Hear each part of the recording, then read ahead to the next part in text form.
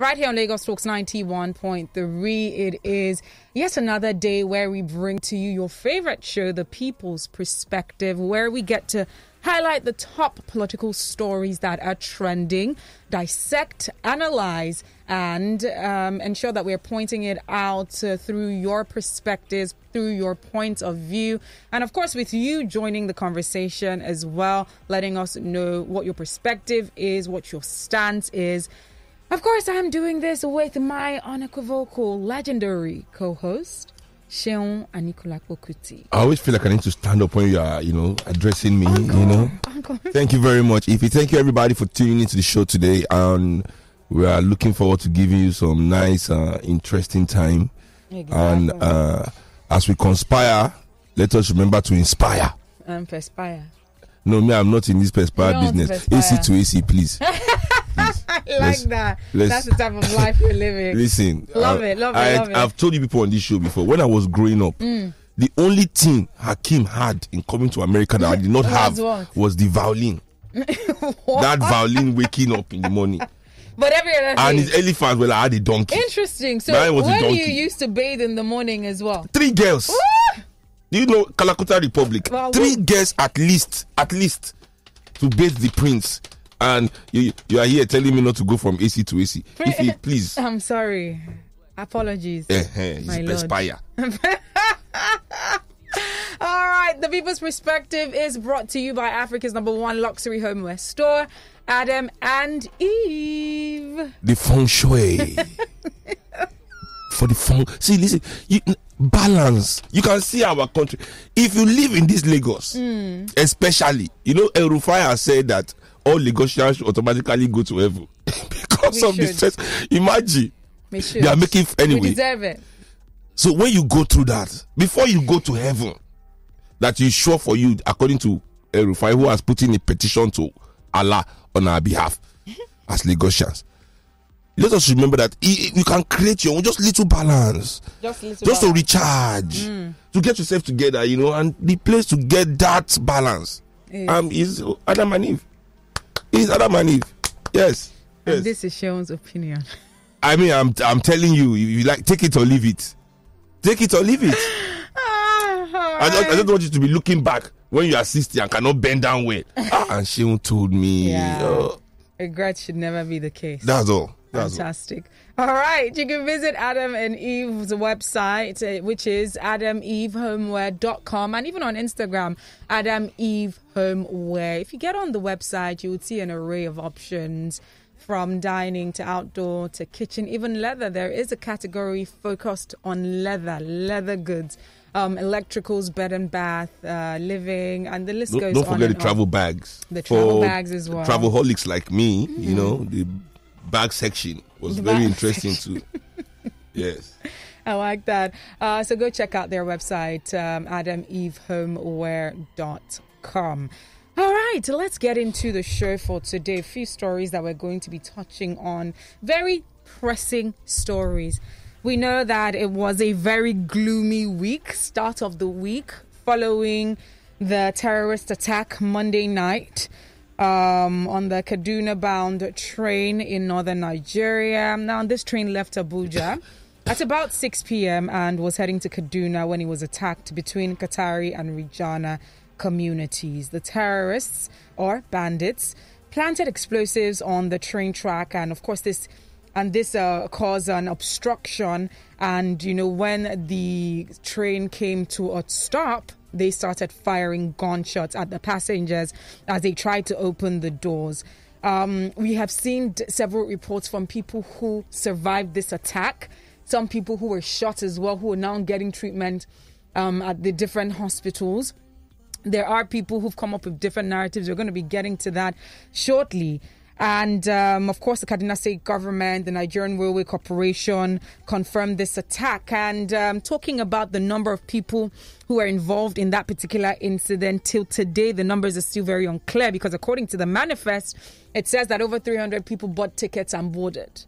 However, from eyewitness reports, people who were there saying that it was over 900 people that were on that train, which is clearly still unclear. At the moment, they have confirmed the death of 8 people, sadly, rest their souls. Some people are injured. Some people were kidnapped. They still do not know the number.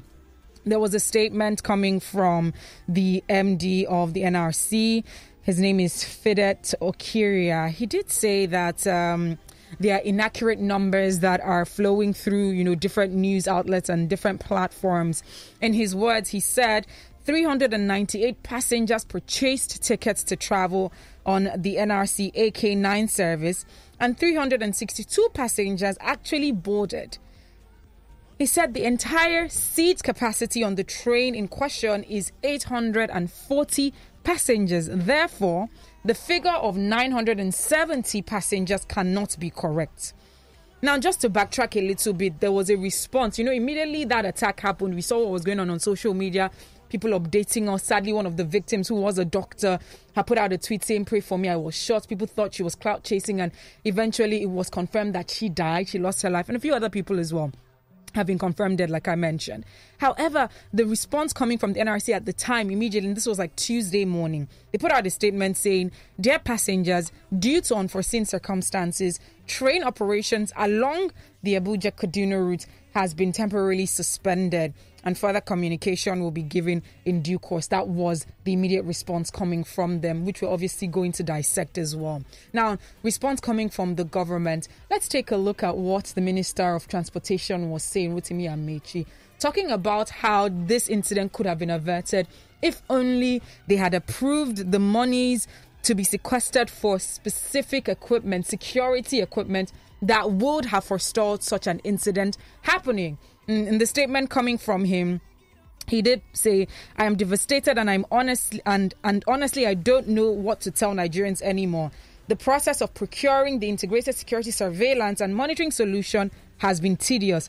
If the process were shortened, we would have saved lives," is what he's saying. So let's start with this information so far. Starting off with the fact that even before this train attack, over the weekend, we saw what happened at the airport, where over 200 bandits were said to have stormed the Kaduna airport. What did they do there for Kaduna? They don't want people to go to Kaduna anymore. One person was killed.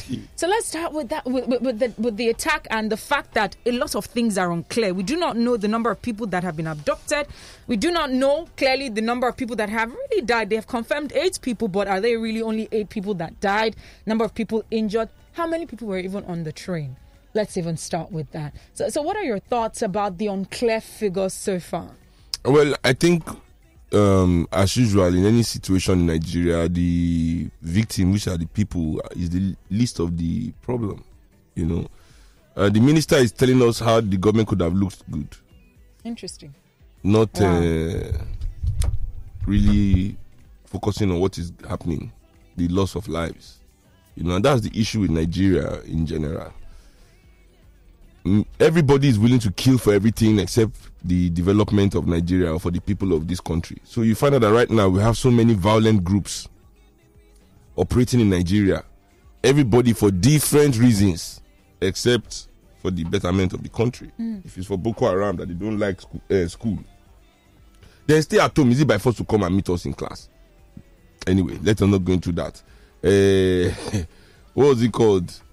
ISWAP, that is here to bring Islam through ISIS, to all the different bandits that are headsmen that are killing for cow, farmers that are killing for crop, bandits that are killing for who knows what. But nobody is willing to die for Nigeria, including those that make the best, make the highest money and all the privileges they get, are not even willing to dedicate their own time for the things that make money for them, so I think that is what we're going through in this country. For me, it was incredible that, the minister did not, first of all, look for everybody, every single human being, making sure everybody is accounted for. Are they all accounted for now? They're not all accounted for. Exactly, even up till now. I think our priority shouldn't be looking for who to blame, trying to open office quickly by telling us that there's 171.6 billion they should have given you. Wasn't that 3 billion? No, that's to repair. Wow. About 3 billion, but the whole security thing they were talking about, I said it was 71.6 billion. My goodness. And it's in the budget, but he said they did not release the money. But maybe this will make the money come out quick. Wow. Who knows what's going on in this country anymore? So yeah, in general, this is what we've been I've been trying to say generally to Nigerian people, that we need to take ourselves seriously. So many people in this country that are hell-bent on taking away from us, from exploiting us, from extracting from us, they take themselves seriously. Nigerians cannot be less organized than their oppressors. We are sitting down here, our oppressors are, even in their little, in this feebleness, there's still organization. They are organized.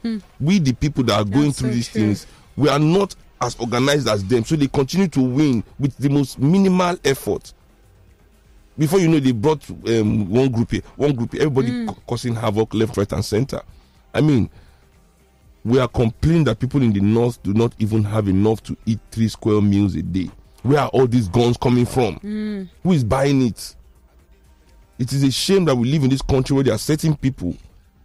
Malami, who is the Minister of Justice, Attorney General, say he has they have the list of terrorist sponsors.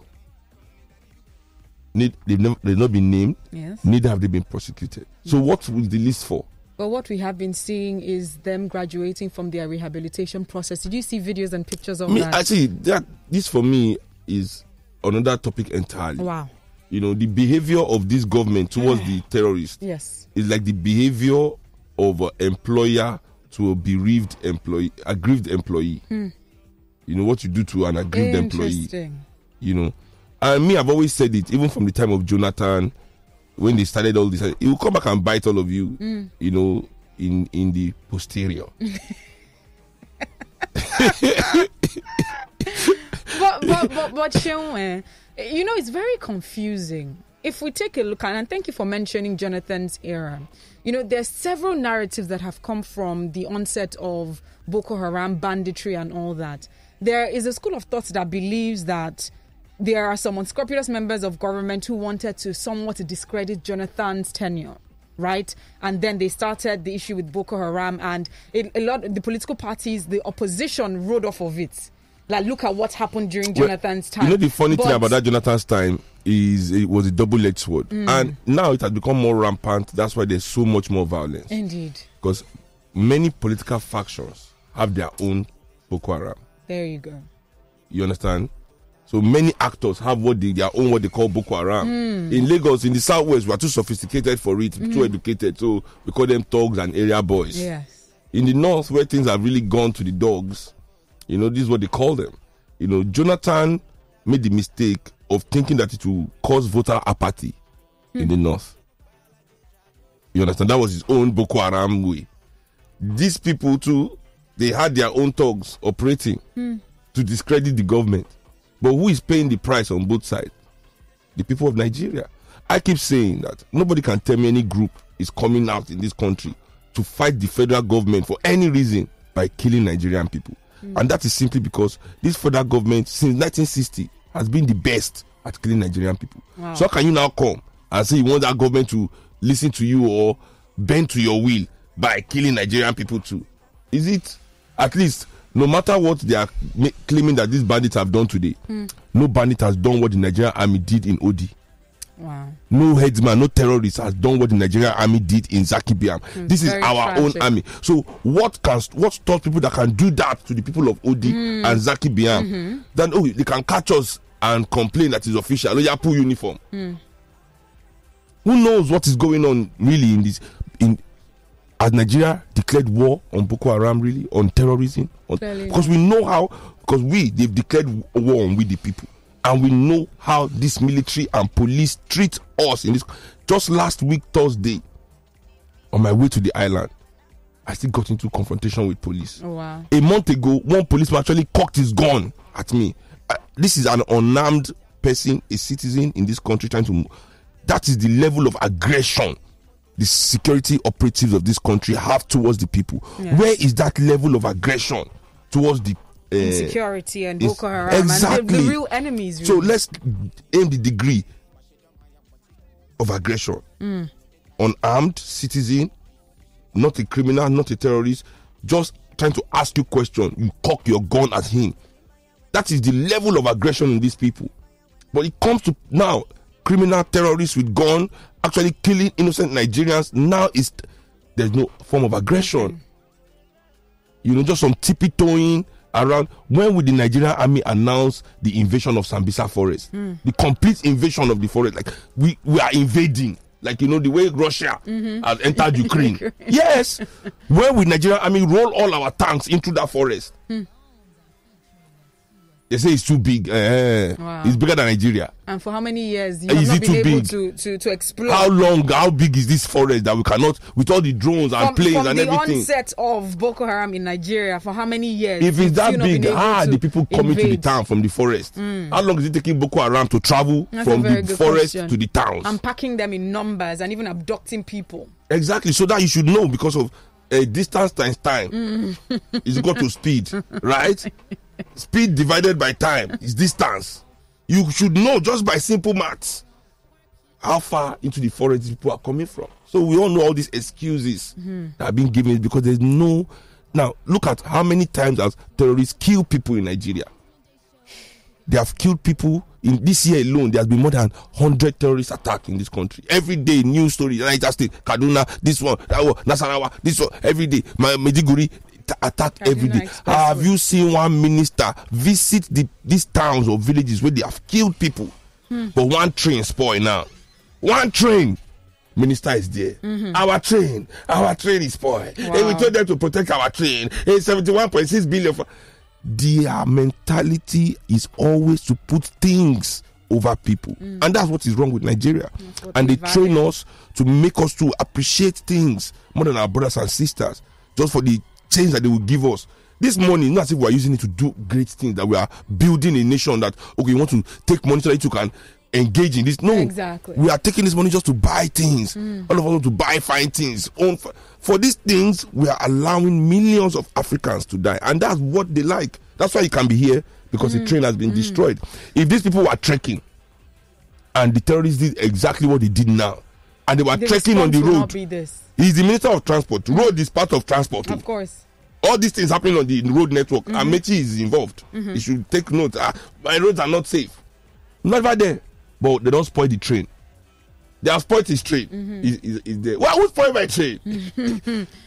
Now, Seun, I think another thing that is very alarming, which we did mention or sort of touch on, is the incessant attacks on this particular area, Kaduna.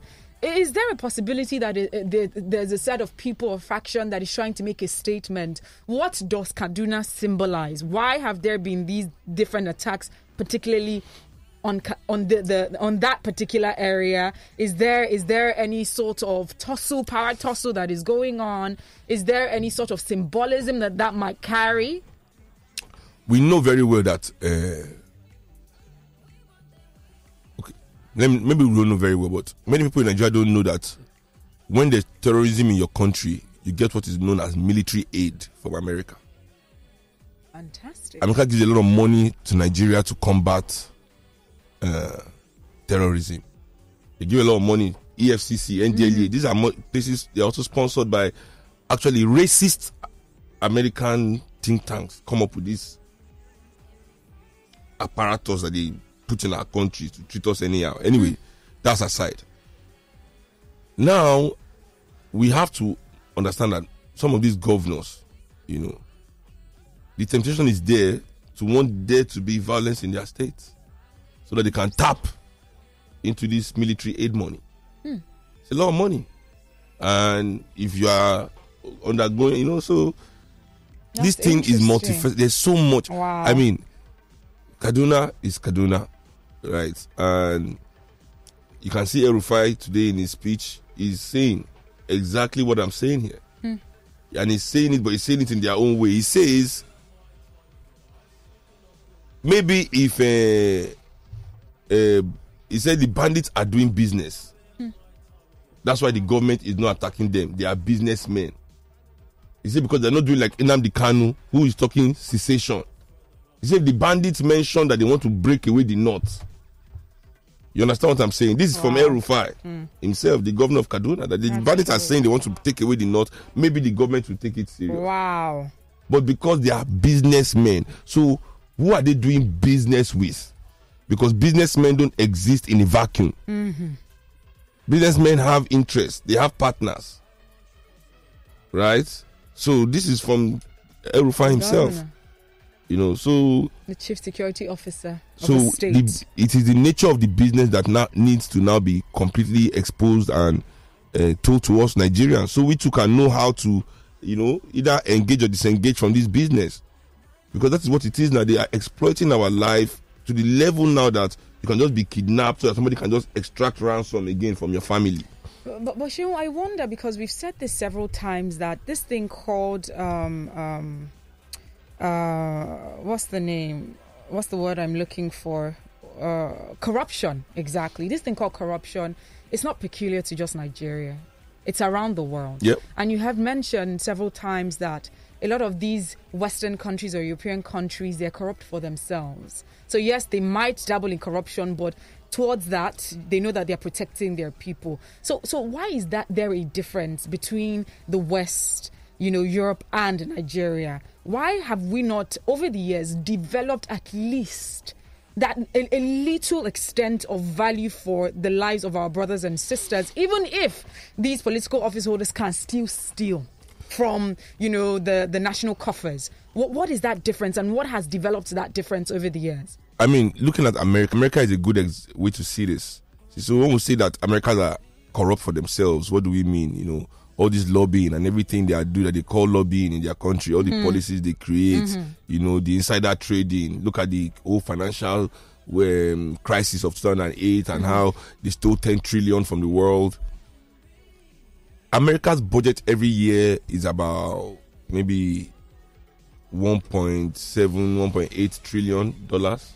Wow. And half of that is immediately given to the military industrial complex. It's called the defense budget. So the Pentagon, the army, the police, or whatever, all the FBI, federal national budget for defense is half of the budget. So before anything, and there are no black or brown players in the military industrial complex. This is a completely white. So you see, so that is the divide. They are making sure that the whites are stable. Whatever is happening, all this Bill Gates money here, you think it's from selling you computer, it's from his military defense contract. Jeff Bezos' money is not from the fact that you buy something from Amazon, it's because the military uses Amazon for logistics, delivering of. This is where they all have their money coming from. That is what they are plugged into. You understand? So if you look at Nigeria in the same way, these people are also corrupt for themselves. But the problem is that they don't see themselves as part of us.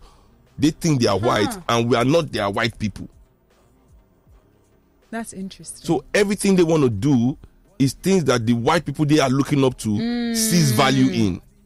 So they want to be able to walk into the white room wearing the most expensive white clothes. Yes. Think that will bring them respect from the white people that are sitting there. Think that will make them know that these white people will make these white people think that they are civilized. So could this be an aftermath of the psychological effect of slavery, racism, and the list goes on and on? If till today they are still trying to pander to those people who clearly they're not a part of. What many of us don't understand is that, you know, many of the people ruling us in Africa and in Nigeria today were all agents of the slave trade. So this is what they've been doing since the time of their forefathers. They're the ones that destroyed our original society, betrayed the original kings and chiefs, and were replaced by these white trained agents, you know, who believed then that European things were better than African people. They wanted to sell their brothers for mirror, jean, textile. You understand? Now we have their great-grandchildren selling us for Rolls Royce and champagne, and it's the same mindset. It's the business they've been doing for at least 2.5 centuries. Wow. You understand? Right, so it's a business kind of thing for them. Let's take some calls. It is, of course, the people's perspective. We need to see things from your perspective. What are your thoughts, particularly focusing on the tragic incident that happened Monday evening which was an attack on the Kaduna-bound train that was coming from Abuja. Lives were lost. People have been abducted. It's still very unclear the specific numbers, but at the moment, 8 people have been confirmed dead. Rest their souls. What are your thoughts about this? Please feel free to join the conversation. Lagos Talks, good morning. What's your name? My name is Manuel. All right, welcome. Let's hear you very quickly. Join the conversation. Joe. How you do? I can't. This. Oh, you can't really hear? Yeah. Okay. Wait, I can hear you now. Okay, I just want to quickly say that I need to go to that shrine to go and because it's like that would be a better place. They kidnapped my uncle. He was going from Benin to Bayelsa. He's a journalist. They kidnapped him on Sunday. They're asking of 15 million. This is getting more real. Wow. That's why they kidnap each other these days. If you be careful, I think on your way, I can kidnap you today because I'm looking for money. I mean, if you kidnap me, I'll be safe. I'm sure I'll be safe. Why would people just be going around kidnapping other people? Can you imagine? And nobody's doing anything about it if they're not involved. You, it is on Sunday. They called the wife that we should bring 15 million. And some of these things are paid by transfer to somebody's account. Yes. I think it's crazy. So the money trail is very clear. I see.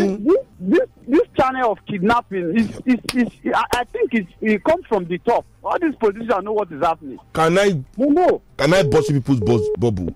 Abba, who we have now confirmed is one of Nigeria's biggest criminals, was the one that arrested who? Evans, the so-called biggest kidnapper. As soon as Evans, the so-called biggest kidnapper, was arrested, what happened to kidnapping? Instead of kidnapping to reduce, that we have caught the kingpin, kidnapping exploded exponentially. It did. In Abba Kyari's watch. Wow. So let's Nigerians learn how to connect dots. So let's be remembering things. Lagos Talks. Good morning. What's your name? My name is Ify. My first time caller here. All right. Welcome. Thank you so much for calling. Let's get your take. Okay. The truth is, like Seun said, Sambisa Forest has a perimeter.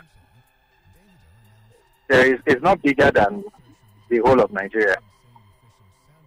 People come up with very simple technology for surveillance these days. In drones that can fly as much as 5-10 miles without having to recharge the battery. So the Super Tucano that we said when we spent over $1 billion purchasing, as if that would have been the solution to the problem. How is it that the Super Tucano is not even doing anything?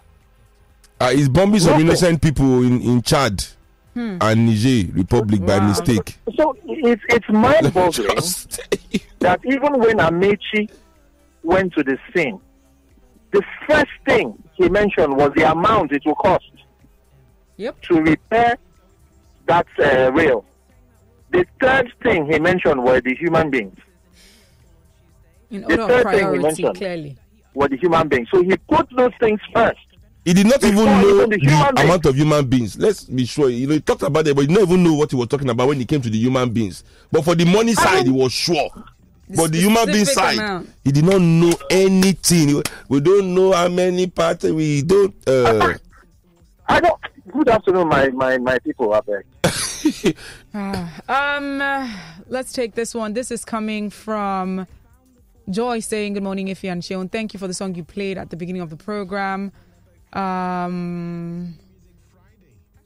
are welcome. Yes, but the rest I can't really understand. This is from Chifudo saying, "Good morning, Ify and Seun. It's a shame that the military knows where bandits are and Malami has lists of sponsors instead of going there and taking them away once and for all, which is cheaper. We are busy beating around the bush, talking about surveillance equipment and the way Mr. Amechi is pushing for it. He's making me suspect him." Adeyemi is saying, it's from you, not be talking about. Exactly, from me. Adeyemi is saying, that money big, 71.6 billion. Good morning, Ify and Seun. Mr. Rafi arrange boys. Our security personnel in this country has never been so bad. Let us analyze it critically. How do you think that we have all the security agents and the bandits will attack the airports and train in broad daylight and no counterattack? Banditry is a very lucrative business in Nigeria, and there's no doubt that our top security personnel have not been involved. The subordinates will only follow the order of the bosses. The only solution, based on my thinking, is for the National Assembly and the House of Representatives to sponsor a capital punishment bill for whoever is involved directly or indirectly with all this nefarious. My own is that the North is landlocked. There is no way arms and ammunition is getting to northern Nigeria without going by road in this country. How are all these arms going from the ports in the south to these people in the north? This place is landlocked. I repeat, is landlocked. How are they getting resupplies? There must be a supply chain. Why is there no investigation into the financial operations of the richest people in the north, the northern politicians? Their finances should be under constant surveillance. Businesses and things like that should be under constant surveillance for us to be able to find out where this, follow the money. This is criminology 101. Follow the money. Guns are not free. A rocket launcher is not free. No, is this somebody that is donating it to them as tithe? Like tithe? I don't understand, because even though the person is donating it, the person has to buy them from somewhere. Exactly. Someone still has to bring it into this country. Someone still has to take it through all the whole checkpoints. How come it's only we innocent Nigerians that police stop in checkpoints? And you know what? How are these things passing through these checkpoints? We should also mention that our intelligence in Nigeria in terms of law enforcement is not as inept as people actually think. They are very good. They are very, very good. When it comes to putting eye in your business, the Nigerian intelligence service, they will do it to the T. Go and ask Dasuki. Go and ask him. Well, if they release him, ask Nnamdi Kanu. Where did they catch him? Ask Igwe. But these people know what they're doing. If they tell them to do that job, that's not the job they're giving them at the moment. They're highly skilled. Because listen, Nigeria, we have no, all this NSA technology that Snowden exposed, that the government can now listen, that they check. Nigerian government has invested in it since Jonathan's time. It's an Israeli company. The first bill that they gave them was, the first budget was $40 million for internal surveillance. First time. Imagine what they have now. Wow. So every phone call, even me says, sometimes they are so bad that I start hearing them, that they are listening to me and my manager, and I start laughing. The call. We have to, because we know they are listening to everybody. They are on everybody's Facebook. Wow. This is the truth, All right, this is from Adedeji on Twitter. By the way, please use the hashtag People's Perspective on Twitter. So it's at Lagos Talks 913. Use the hashtag The People's Perspective. There has to be a THE in front. Adedeji saying those who invite and pay foreign bandits to prosecute their political goal, to threaten, intimidate their opponents, and to win elections in the northern part should be arrested and prosecuted. Amechi by now should have resigned or been fired for making excuses for failing after billions of naira was borrowed to build the train infrastructure, and this is what billions of dollars. Where is the billions of naira? Billions of dollars, hundreds of billions of naira. Welcome back to The People's Perspective, brought to you by Adam and Eve, Africa's #1 luxury homeware store. Seun, you're supposed to always come to give you the feng shui. Yes, no. Okay, I just thought we were going to, because you're always attacking. Because it's you will come in from there. Let's feng shui your life. Let us feng shui your life. You can visit them on their website, adamevehomeware.com. They have a variety of options to turn your house into your abode, your place of solace, that place that you love to, or you look forward to going to, because it has everything that you like. If you visit their website, you would see options like dining, outdoor, kitchen, bed and bath, living, electricals, and the list. Bags for we travelers. The bags. Listen. You can visit their. You can also visit their Instagram page if you'd like to, maybe reach out to them. It's at Adam Eve Homeware on Instagram. Yeah, just feed your eyes. Feed your eyes. Feast your eyes. All right, guys, let's get back into the stories. Like I mentioned, what we're going to be touching on right now is the reopening of the Lekki-Ikoyi toll gate that holds a very strong symbolism. Now, the Lagos state government is urging people to understand, especially the residents of Lekki and Ikoyi, that they should show understanding over this proposed reopening. Election is of coming. The Lekki-Ikoyi Link Bridge. Where we see money to execute This it. appeal was made by the Lagos State Commissioner for Information and Strategy, Mr. Gbenga Omotosho, You want them to sack me? and his counterparts in transport, as well as You want them Home to sack Affairs, me too? Dr. Frederick Olagahinde and the Prince Anofi Elegushi, respectively. This was during a stakeholders meeting that was held just on Wednesday Where at the everybody Lekki rejected. Coliseum in Lekki Phase 1. Nigeria. They assured the residents of Lagos that the government would look into the requests and recommendations made by the stakeholders. Now, the stakeholders meeting was held to engage key residents on the plan of LCC to reopen the Lekki-Ikoyi Link Bridge toll plaza. And it was attended by these key stakeholders that included the president of Lekki Estates Residents and Stakeholders Association, also human rights activists, pressmen, residents, amongst others.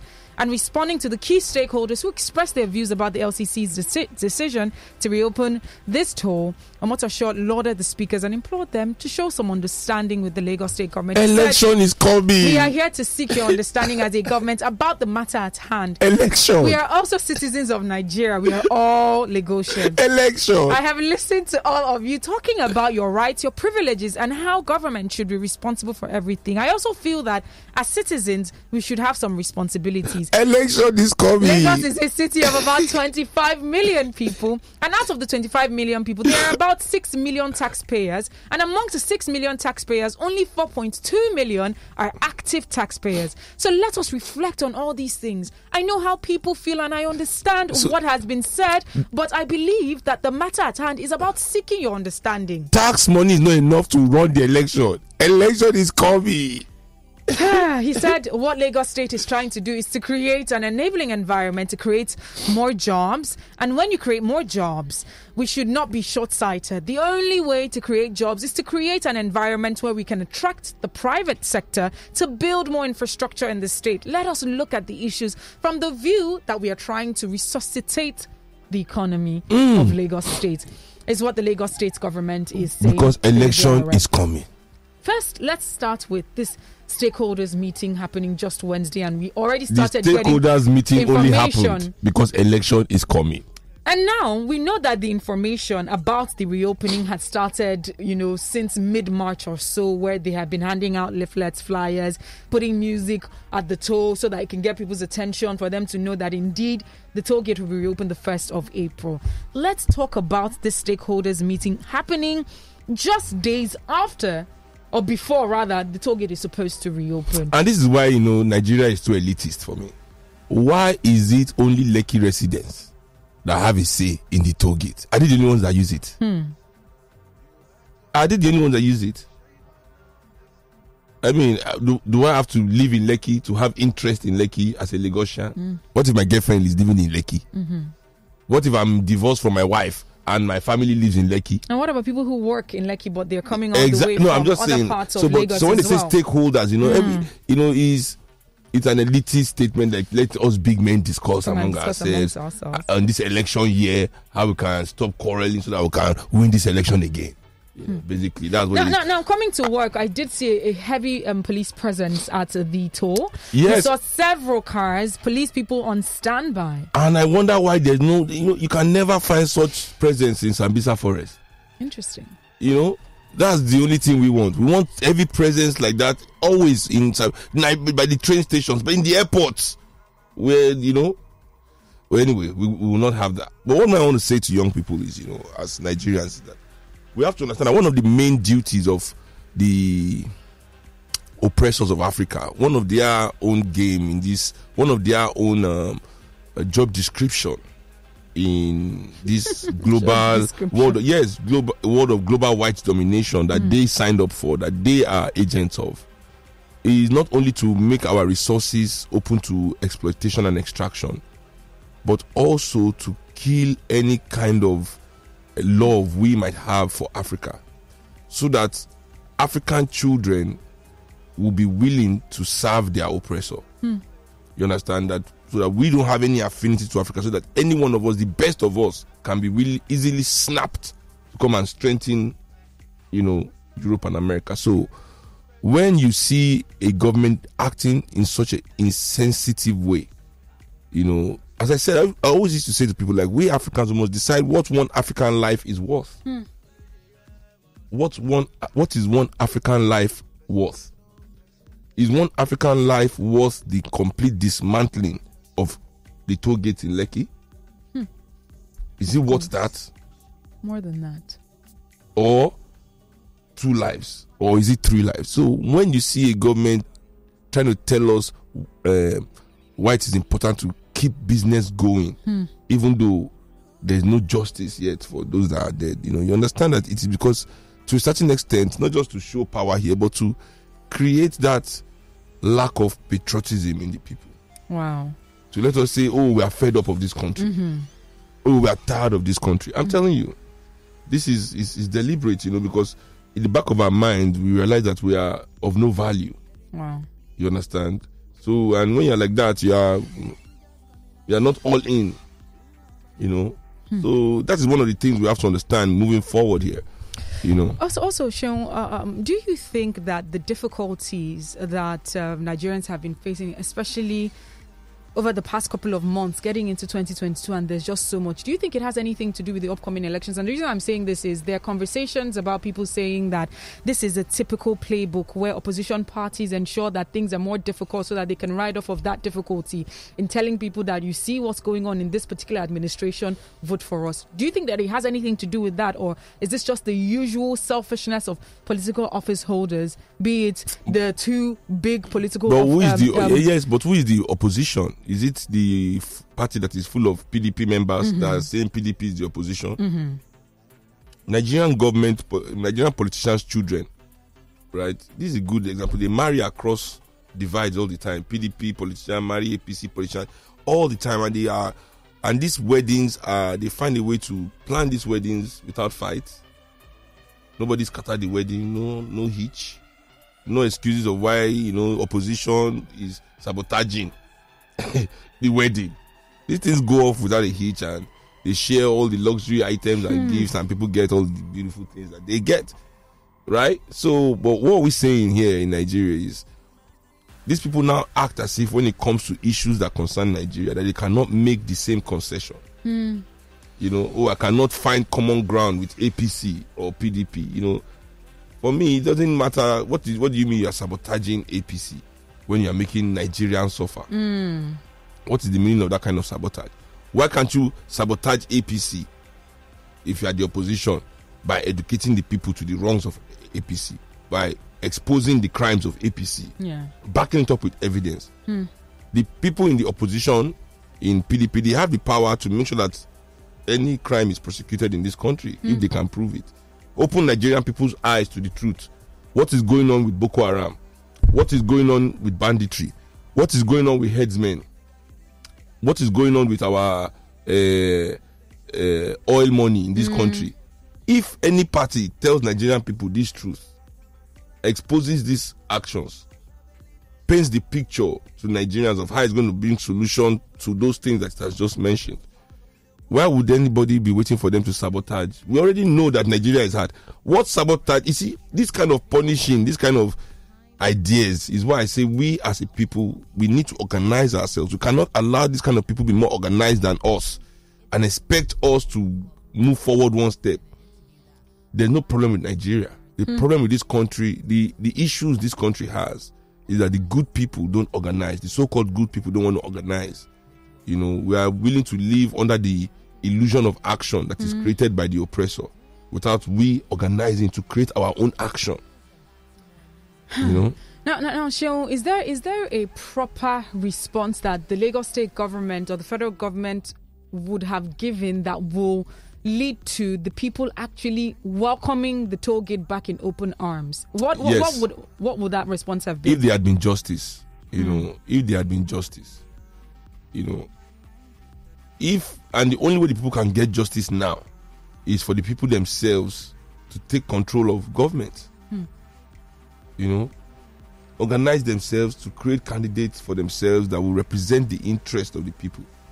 These interests, can now is the only way that toll gate can be redeemed.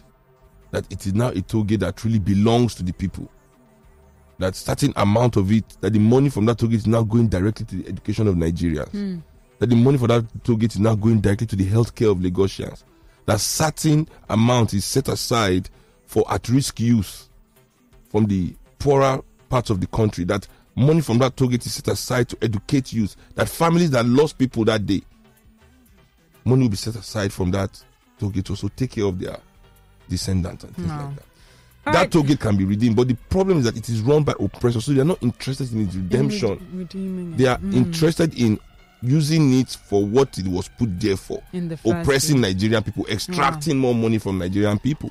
All right, let's take some calls. Lagos Talks, good morning. What's your name? Yeah, hello. Good morning. What's your name? Good morning. Good morning. Nosike. All right, Nosike, let's hear you very quickly. Okay, good. All right, we lost that one. 0809 That's that technology I'm telling you about. 5913. 0809 222 0913. 01515 0913. 01515 1913. Lagos Talks, good morning. What's your name? Hello. Hi, good morning. Good morning. What's your name, please? Okay, my name is Sam. I'm calling from Lekki here. Right. Sam from Lekki. This is our first caller from Lekki ever on the show.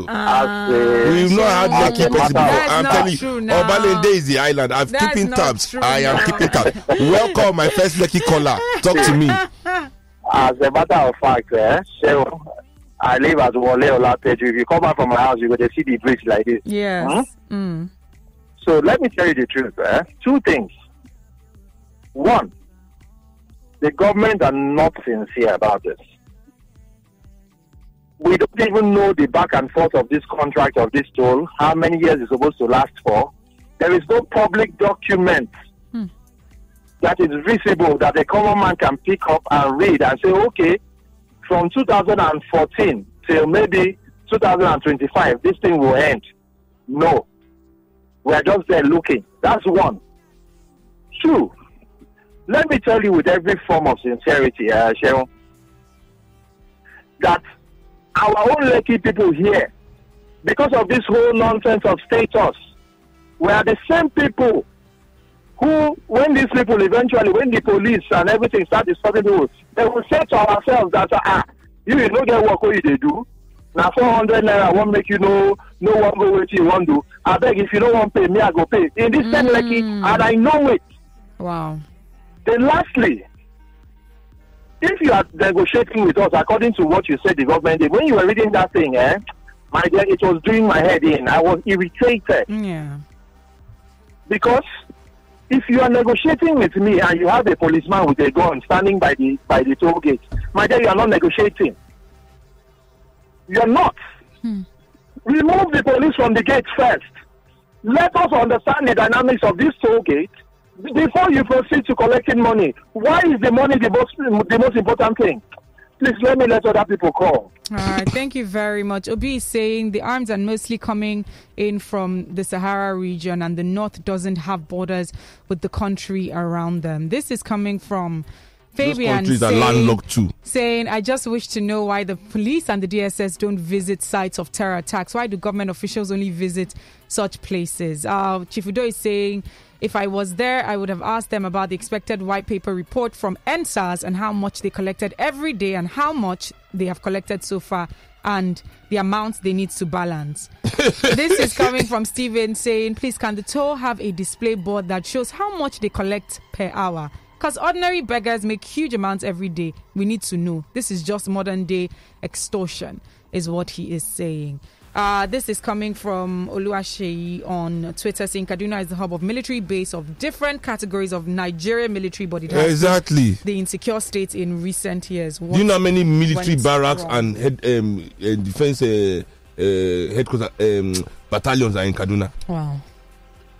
All right, it is 12. Anyway. This is where we wrap up the show for today. Thank you so much to everyone who was a part of the People's Perspective. As always, to my co-host, it's always a pleasure having conversation with you about the top stories. Let me tell you in front of the world as citizens that this 1 hour on Fridays is one of the best 1 hours that I spend every week. I love that. Listen, I thank love you. that. I love that. You know, and you being next to me is a big part of it. Oh, I love Let me that. just say that. That's fantastic. Thank you all for listening and share your ideas and opinions with us. We would like you people to not only just take this as this 1 hour thing, but let's when the show is over, let's also advance the discussions on all social media platforms and also in our life on ground. Also, not only online, we need to move on ground. On ground. I like that. All right, guys, thank you so much. Reach out to me on Instagram at Ify_I. That is IFY_I.